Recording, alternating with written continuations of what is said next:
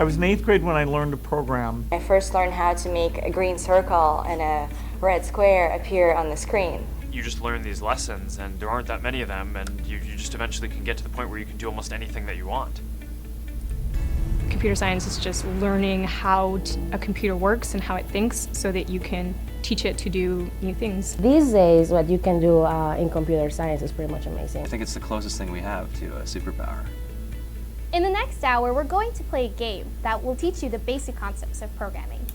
Usually programming is all in text, but we'll use Blockly, which uses visual blocks that you drag and drop to write programs. Under the hood, you're still creating code. To start off, we're going to build code for a program that will help this angry bird move through a maze to get to the evil pigs that stole its eggs. Blockly is split into 3 main parts. On the left is the bird's maze, where your program will run. The instructions for each level are written below the maze. This middle area is the toolbox, and each of these blocks is a command that the bird can understand.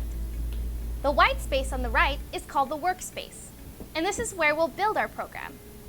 If I drag the move block to our workspace and press run, what happens?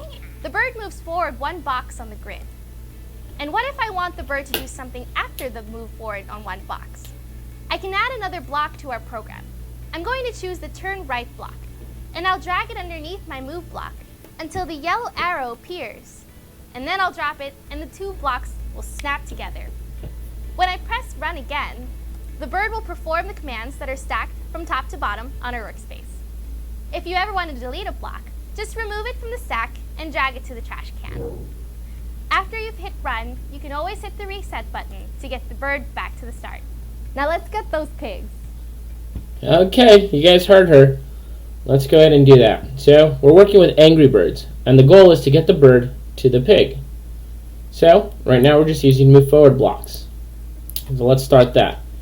I know if I move forward, it'll jump once. That clearly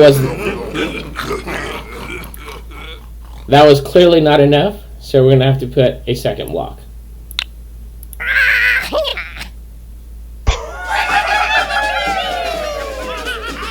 Alright, now we're going to continue. So, same thing, we're going to move forward. 1, 2, 3. Move forward 3 times.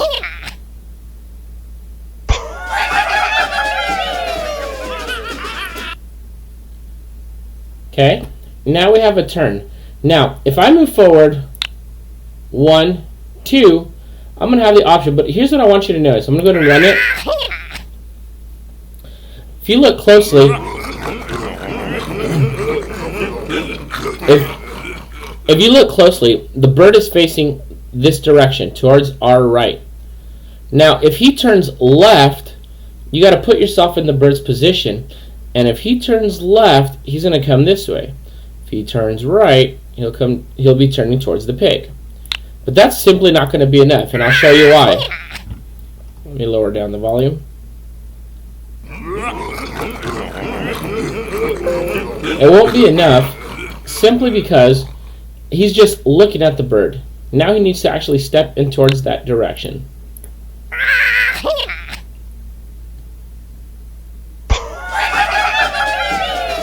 And that's literally it. I'm going to leave you guys to finish this on your own. And also, you're going to do 2 more pages of the capsule. The capsule is going to be due tomorrow on Friday. Make sure you have the capsule done by Friday. So if you're on pace with me, you have 4 pages left. Today, you only owe 2.